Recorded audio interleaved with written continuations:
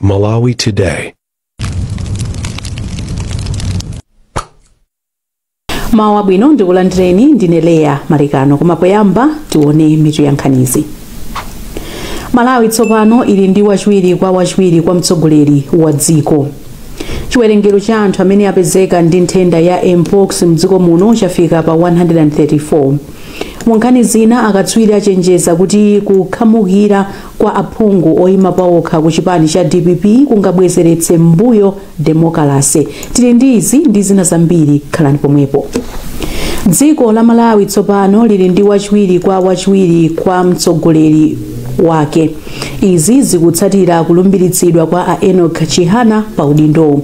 Chihana alumbiritsidwa pamodzi ndi nduna zina ziwiri pamwambo umene wachitikira ku nyumba ya boma ya Sanjika Palace mu mzinda wa Blantyre.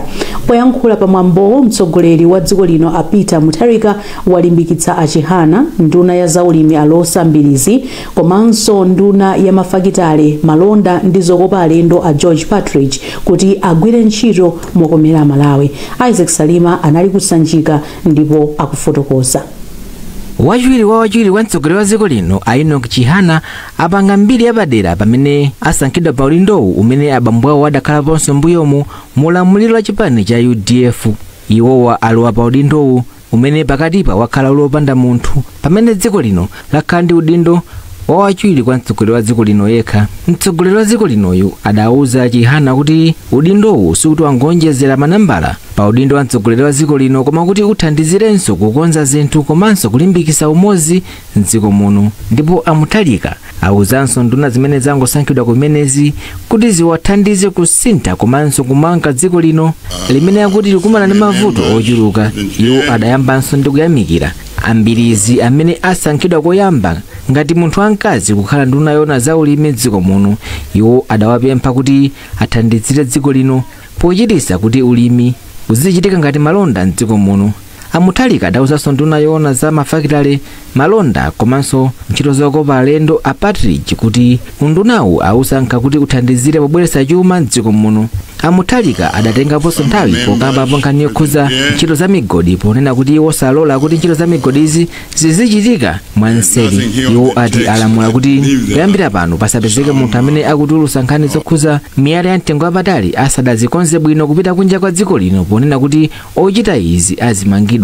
Chihana adati ndokondwa kuti alowa pa udindowu. Koza president pondisankha pa udindowu ndi udindo ofunikira kwambiri kuti tathandize kuyendetsa dzikoli. Chinthu chapafupi kwa Malawi over 20 million iwe nkukutenga kuti ukhale wachitatu, si chinthu chamasewera yani. Chinthu choti tikuthokoza mukhozoona kuti pala mfumu wanga Themba la Mathemba Chikula Maembe kusonyeza kuti ifeyo kumene tuchokera ulumpi tikuthokoza kwambiri. Nawonso Partridge adati athandizira dziko lino pa nkhani yokhuza za malonda. Poyambira ndiponena kuti tikonze kuti business environment ikhale bwino, kuti ma business azitha kuchita rani osati kukhala ndi ma road block ambiri. Ndipo Mbilizi adati akuyembekeza kuti pa udindowu asintha nkhani yokhuza za ulimi dziko muno. Ulimi ngati business ukutanthauza kuti ifeyo ku Malawi kunoko tizilima kuti tipeze chuma, osati kulima kuti tizingodya. Koma pamene tili pano ndi pamene titayambira. Monga mukudziwa timalima kwambiri, koma anthu athu ambiri kulima amalima ndi khasu. Pakadali pano dziko lino lili ndi nduna zokwana zisanu kusatira zina zitatu zimene adazisankhanso posachedwapa. Bungwe la MISA Malawi lati likufuna kuti lamulo loyendetsa ntchito zofalitsa nkhani liunikidwenso. Wapampando wa bungwe ili Gordon Matonga wati cholinga chawo nchakuti ndalama zimene nyumba zowulutsa mawu zimapereka pofuna chiphaso zikhale m'makwasha. Matonga ati apereka mfundo zawo pa nkhani ku Malawi Communications Regulatory Authority MACRA. Daniel Zimba ali ndi nkhani yonse. malinga ndi a Gordon Matonga. Lamulo loyang'anira za ntchito zofalitsa uthenga mdziko muno limene mchingerezi limatchedwa kuti Communications Act lili ndi magawo ena wofowoka. Amatonga ati lamuloli ndi lofowokanso kumbali yokhudza za ndalama zoperekedwa pofuna chiphaso chofalitsira uthenga mdziko muno. Iwo ati zofowokazi zathandiziranso kuti nyumba zina zofalitsa uthenga pafupifupi 15 zitsekedwe ndi kuwasiya atolankhani pafupifupi 250 paulova. Panopa malamulo amanena zokuti yayi ndalama zimene ayenera kumalipira mawu ndi mazikidwe m'madola. Ndifenera zoti yayi ndalama zangu zikuta m'makwanja pazingokhala nthawi kuti patadutsa nthawi ichuka bwanjira kuti sipangaferezire kuti ndalama zinachidwa zija ndizoyenera matha kuona ineyo kuti wailesi ina imatira malamulo amene anakhazikitsidwa mu Communications Act wailesi imene ija amapatidwa punish koma NBC mwachitsanzo imatha kunyoza anthu koma ngati boma zikulisangalatsa zimene kuti NBC izo paibe zimene chimachita then mana ngati kuti ndikani ipeso tikufuna kukutira muli NBC tenga kuti pasamakhale kukondera kwina kulikonse. Ndipo mmodzi wa akuluakulu ku komiti yomwe ikuyendetsa zakufuna kuwunikiranso lamulo la Communications Act ku bungwe la MACRA Alimbani Nsapato ayamikira mbali zosiyanasiyana pofotokozera zimene mbali izi zikufuna kuti zisinthidwe mu lamulo lowunikidwanso. Ndiyamikire Amalawi kwambiri ndiyamikire amisa Malawi kuphatikizaponso ndi mabungwe ndi anthu ena omwe pawokha akhala akutitumizira maganizo awo. Kamapo kwa amisa Malawi ndi gawo limodzi lalikulu la zochitika za zowulutsa mauthenga. Lamulo la Communications Act analiwunikira komaliza mchaka cha 2016 ndipo mwezi wa August chaka chino bungwe la MACRA lidapempha mbali zokhudzidwa kupereka maganizo awo pamene pali chikonzero chakuti lamuloli aliwunikirenso. Ndipo ndi chikhulupiriro kuti dziko la Malawi ngano yokhudza malo. Wachiwiri kwa mkulu wa NDP ku Malawi Chika Charles Aniekwe wanena izi pamene bungwe limapereka zipangizo za mundondomeko ya Election Situation Room ku mabungwe a Nice Trust ndi Malawi Peace and Unity Commission. Akufotokoza zipangizo zomwe zimagwiritsidwa ntchito mundondomeko ya Election Situation Room monga makompyuta, matabuleti komanso makanema akuluakulu omwe adagwiritsidwa ntchito pa chisankho cha chaka chino amagwiritsidwa ntchito powunika momwe chisankho chikuyendera m'madera osiyanasiyana a dziko lino. Aniekwe ati pamene akuluakulu amabungwe awiriwa adzigwira ntchito yotolera mauthenga okhudza mikangano ya malo komanso nkhani za ndale, ndondomekoyi idzithandiza kuonetsetsa kuti mikangano yotere yathetsedwa ndipo mdziko muno muli mtendere. M'mawu ake mkulu wa bungwe la Nice Public Trust Agrey Kalinde Kafe anati bungweli ligwiritsa ntchito ndondomekoyi popititsa patsogolo ulamuliro wabwino m'mazina. Komanso tikufuna kuti zipangizo zomwe zithandizire mu nkhani zoposa chisankho kapena kuposa nkhani zokhudzana ndi nkhani mikangano. Tikufunanso kuti nkhani zina zilizonse zokhudzana monga katangale titanso kugwira ntchito ndi ICB kuti nkhani za katangale zitha kubwera msanga kwa adindo kugwiritsa ntchito makina amene wa kompyuta kapena kugwiritsa ntchito mafoni amakono amene wawa. Ndiye tikufuna kuti chimene chikhale chida choti chikhale liwu la Malawi, kuti liwu la Malawi limveke patali pakufunika kuti kugwiritsa ntchito zipangizo ngati zimenezi. Commissioner wa bungwe la Malawi Peace and Unity Commission a Professor Francis Nkandawire anayamikira bungwe la UNDP kamba kathandizoli ndipo anapitiriza kupempha kuti bungweli lithandizire mabungwe awiriwa posola kugwira ntchito ake momanga kugwiritsira ntchito zipangizozi.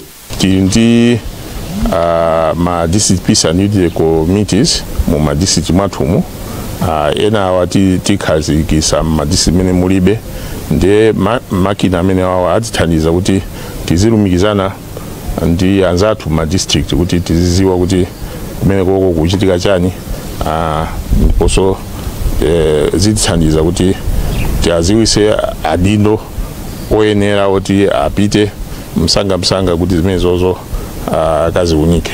Pamwambowu bungwe la UNDP, Nice Public Trust komanso Malawi Peace and Unity Commission anasanirana mgwirizano umene kukhudza kuperekedwa kwa zipangizozi. Pa ntchito yolimbana ndi nthenda ya mpox mdziko lino. Ripoti lina likusonyeza kuti anthu ena awiri apezekanso ndi nthendayi. Izi zikutanthauza kuti chiwerengero cha anthu amene apezeka ndi nthendayi tsopano chafika 134. Wezi Gausi ali ndi zambiri mu ripoti.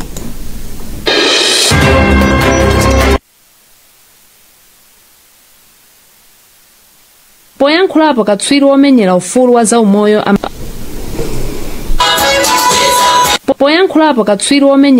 wa zaumoyo amaziko Matemba ati kukwera kwa chiwerengero cha matendawa mdziko muno kukuonesa kuti dziko la Malawi likuyenera kuchilimika kuti matendawa athane nawo. Iwo adafunsa ngati dziko la Malawi lili ndi njira zokhazikika zothana ndi matendawa komanso ndalama zokwanira kuti matendawa asafalikire. Ndizodandaulitsa kwambiri kumva kuti matenda amenewa a mpox akuchuluka akupitabe kukwera pano pana makesesi 134 kuchokera amene makesesi anayambira mu chaka cha April chaka chinocho. Ife ndife odandaula chifukwa kuti timaganiza kuti panopo ndi zinthu zina zimene zachitika zimene ndi makesesi akhala kuchepa. Mkulu wa bungwe la Mehin a George Jobe nawo anati dziko la Malawi likuyenera kuchilimika pogwira ntchito ndi mabungwe amene saboma kuti apeze zipangizo zoyenerera kuti athane ndi nthendayi. Mneneri wa zaumoyo a Adrian Chikumbe sadapezeke kuti ayikepo ndemanga yawo. Pofuna kuchepetsa mchitidwe ozipa, sinodi ya Livingstone yaphunzitsa alangizi oposa 500 amene akhale akuthandiza anthu za ungwiro wa maganizidwe. Izi zikudza ripoti la unduna wa zaumoyo lilasonyeza kuti anthu oposa 300 azipha kuyambira mwezi wa Januwale kufika mwezi wa Juni chaka chino. Betha Charles walemba ripoti limene akuwerenga Feston Malekezo.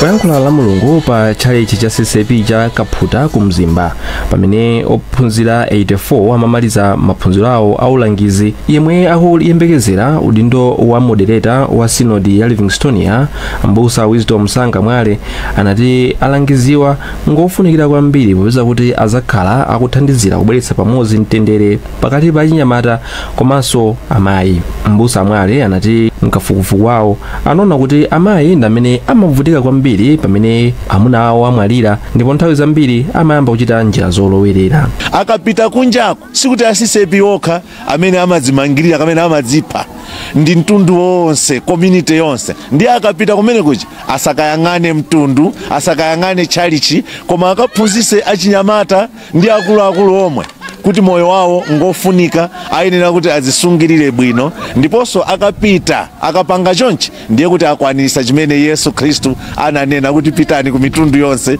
mukaphunzitse. Ndipo poyankhulapo mmodzi wa akuluakulu ophunzitsa wanthu ku sinodi a Glad Kumwenda anati kafukufuku amene anachita anaonetsa kuti achinyamata ambiri amayamba kugwiritsa ntchito mankhwala ozunguza ubongo komanso mwina kumwa mowa mwachidakwa zimene ambiri zimakweza mayesero ozipha.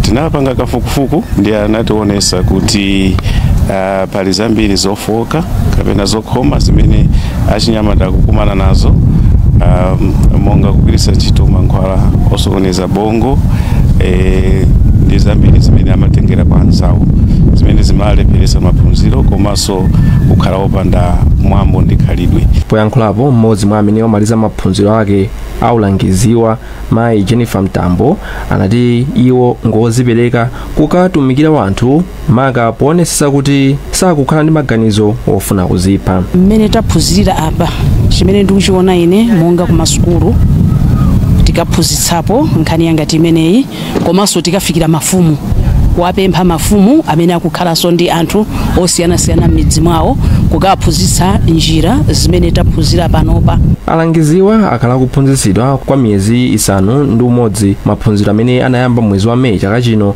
ndipo pakutha pa zonse alandira masatifiketi. Political Science Association of Malawi yachenjeza kuti mbali yotsutsa boma ichepa mphamvu ngati aphungu oyima paokha apitirize kulowa mchipani cholamula. Mlembi wamkulu wa bungweli Amavuto Bamusi wayankhula izi pamene aphungu oyima paokha akupitirira kulowa mchipani cha Democratic Progressive DPP. Abamusi achenjezanso kuti mchitidwewu utha kubwezeretsa mbuyo ulamuliro wa demokrasi mdziko muno. Daniel Zimba walemba report. malinga ndi amavuto bamusi nyumba ya malamulo ikakhala ndi aphungu ochuluka kumbali ya boma, ndondomeko, mfundo komanso zofuna za boma zimavomerezedwa mosavuta, koma ntchito yothandizira boma kuti lidzigwira ntchito yake simayenda bwino. Abamusi ati izi zitha kuchitikanso mdziko muno kwa zaka zisanu zikubwerazi chifukwa aphungu ena oyima paokha ayamba kale kukhamukira ku chipani cholamula cha DPP pakadali pano. Zipangisano kuti chipani cha DPP chikhale ndi mphamvu yochulukirapo nyumba ya malamulo. Ngati chipani cholamula ndiye kuti zokambirana za nyumba ya malamulo zimene zinkhale zochokera ku boma komanso zija timati malamulo oti avomerezedwe zikhoza kumadutsa mopanda kuvuta kwambiri.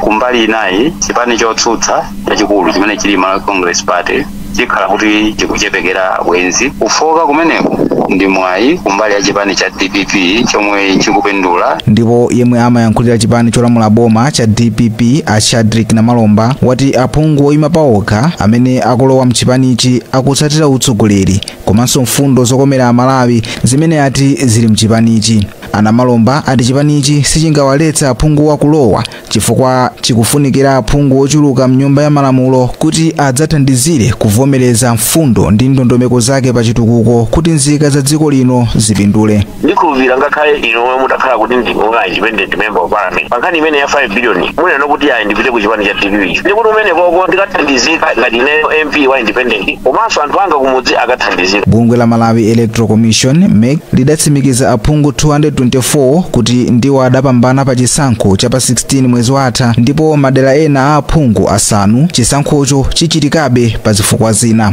Pa chisankho cha pa 16 mwezi watha chipani cha DPP chinapeza aphungu 77 ndipo aphungu oyima paokha 71 ndiwo adapambana. Akuluakulu a National Habitat ayendera zitukuko zimene bungwe la Habitat for Humanity Malawi lakhala likuchita ku Area 25 mu mzinda wa Lilongwe. Ulendowu ndi mbali imodzi ya zokonzekera za msonkhano waukulu wa Malawi Urban Forum. Ndi mmene akufotokozerera Clever Mwale, nthumwi ku msonkhanowu zikuyembekezeka kukambirana njira zopititsira patsogolo chitukuko cha madera. Malinga ndi mmodzi wa akuluakulu ku bungwe la Habitat for Humanity Malawi a Crispin Chavula, bungweli lachita zitukuko zosiyanasiyana zomwe zikupereka umoyo wabwino kwa anthu ndi kupherezera masomphenya a Malawi 2063. Tamanga manyumba kwa anthu amene analovutikisisa omwe paokha sakanakwanisa kumanga nyumba yabwino.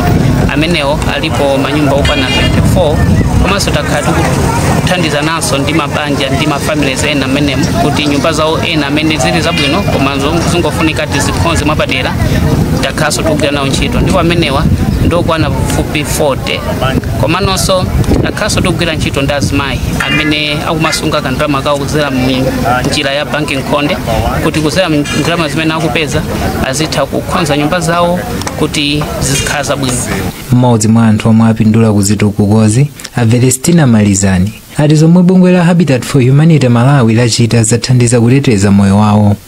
Ndipo A.S. Megainja omwe anachokera ku nduna wa zamaboma ang'onoang'ono anayamikira bungweli kamba kuti lasandutsa Area 27 kukhala malo odalirika ndi otetezeka pomwe akumangidwa mwa makono ndi ndondomeko. Iwo anayamikiranso bungweli kamba ka chikonzero cha mkumanowu ponena kuti unali wofunika powunikira nkhani za chitukuko mdziko muno. Lero liti mazayendera kuno kwa chiye chatata kuti tione kuti kodi tikwathandiza bwanji kuti anthu amene akukhala malo amene anangokhalapo mopanda plan iliyonse komano planning ikuchitika akukhala momwemo. Taona zinthu zambiri zimene zikuchitika, taona kuti a Habitat for Humanity Malawi ndi a City Council ya Lilongwe ndife awo nduna wa maboma ang'onoang'ono ndi chikhalidwe cha Malawi. Taona kuti ndikofunikira kuti tiathandize anthu okhala malo ngati amenewa. Bungwe la Habitat for Humanity Malawi linakonza mwambo pokonzekera msonkhano waukulu wa pachaka omwe bungwe la Malawi Urban Forum lichititse kuyambira pa 28 mpaka pa 29 Oktoba ku BICC mu mzinda wa Lilongwe. Anthu a Chihindu alimbikitsa chikondi ndi mtendere pamene akukondwerera mwambo wa Diwali. Diwali ndi mwambo okondwerera kuwala ndipo chaka chino wachitika mu mzinda wa Blantyre. Isaac Salima akufotokoza.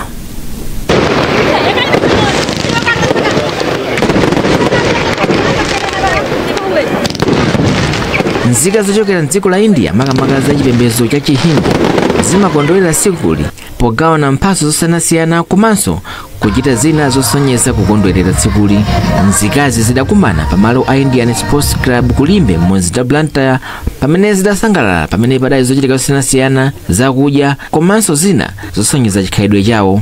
Mwambowu udafika pa chimake pamene adaphutisa makombola, mwambo umene umachitika atazimisa magesi. Kwa mphindi zoposa makumi awiri pamalopa padali phokoso la makombola pamene nzikazi zinasonyeza kuti zidakondwerera kwambiri ndi zochitikazi.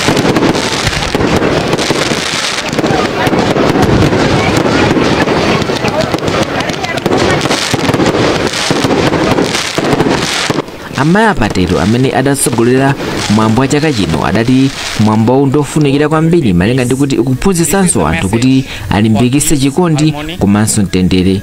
Iwo adati nthawiyi ndiyofunikira kwambiri pamene amakhalanso akukondwerera kuwala, kotero adaperekanso uthenga wakufunikira kwakuti anthu awalitsenso mitima yawo komanso ya anthu ena pochita chikondi komanso kulimbikitsa mtendere.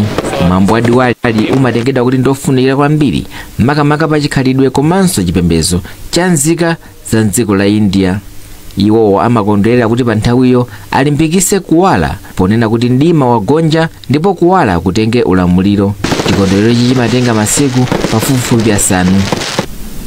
Mu nkhani zina, makolo a ana amene ali ndi ulumali adandaula ndi kupitirira kwa mchitidwe osala anawa mdziko muno. Mmodzi wa makolo wa Miriam Gondwe wanena izi pomwe amayi ochokera pa kachisi wa Msongwe CCAP mu mzinda wa Mzuzu anapereka thandizo la katundu osiyanasiyana.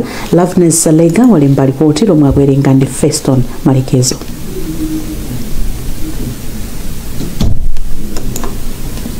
Mayi Gondwe omwe ali ndi mwana wa zaka 18 wa ulumali osayenda anati mwana uyu sali pa sukulu kamba kuti amakumana ndi kusalidwa komanso akusowekera zinthu zosiyanasiyana zimene zingamthandizire kuphunzira mosavuta. Mwazina iwo anatchulapo madaipa, zovala komanso kuti iyeyu amavutika kudya zakudya zolimba kotero kuti kumugulira zofewerako nkowavuta kamba kuti amapeza muvutirapo. Kuthokoza mpingo wachani wa Msongwe wapo ndi itano tazandigayireko mphaso zozi nthandize kumusamalira chisomo ndipo kuti Mulungu adalise komanso ngati anthu ena akufuna kwabwino aliko atakumandithandizakonso nkhani ya madiapers. Wapampando wa gulu la amayi la Msongwe CCAP Agnes Sale anati thandizoli linali mbali imodzi lokondwerera tsiku lokumbukira amayi. Ena ndi aulumali ndi ana amene makolo wawo ena alibe amayi awo amaledwa ndi agogo wawo. So pano katundu amene taperekayo ndi katundu woti iwowo makolo awo akhala othandizidwa nawo. Amayiwa anapereka katundu wa ndalama zokwana 2 million kwacha ndipo anathandizidwa ndi mabungwe monga Forum for Women Educationists in Malawi FAWEMA komanso Commission to Save Organization. Wachiwiri kwa msungichuma wa bungwe la FAWEMA Mayi Rita Ruhanga Soko anati ntchito yawo ndi kuthandizira anthu amene ndovutika makamaka kuti apeze maphunziro mosavuta. Iwo apokhala makolo ndi amene amatenganso gawo lalikulu kwambiri pofuna kuphunzitsa ana athu m'makomo. Ndiye tinachiona kuti tiwapepuseko pang'ono powapatsa zinthu zimenezi kuti zikathandizire ana athu kuti akapitise patsogolo maphunziro awo. Amayi achikulire 15 komanso ana aulumali okwana asanu ndi amene analandira thandizoli limene linali kuphatikizirapo shuga, mafuta ophikira, nsalu ndi zina.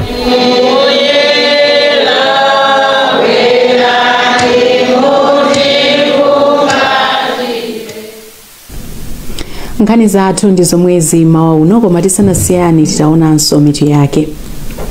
Malawi tsopano ili ndi wachiwiri kwa mtsogoleri wa dziko. Chiwerengero cha anthu amene apezeka ndi nthenda ya mpox mdziko muno chafika pa 134. Munkhani zina akatswiri achenjeza kuti kukhamukira kwa aphungu oyima pawokha ku chipani cha DPP kungabwezeretse mbuyo demokrasi. Mutha kupeza nkhanizi ndi zina zambiri pa www.times.mw, pa Facebook pa tsamba la Times 360 Malawi, X @Times 360 Malawi, komanso *895# ndi kuchita subscribe ku 1895. Munali ndine Leah Malikano ndikufunirani mawu opambana mwakumanonse.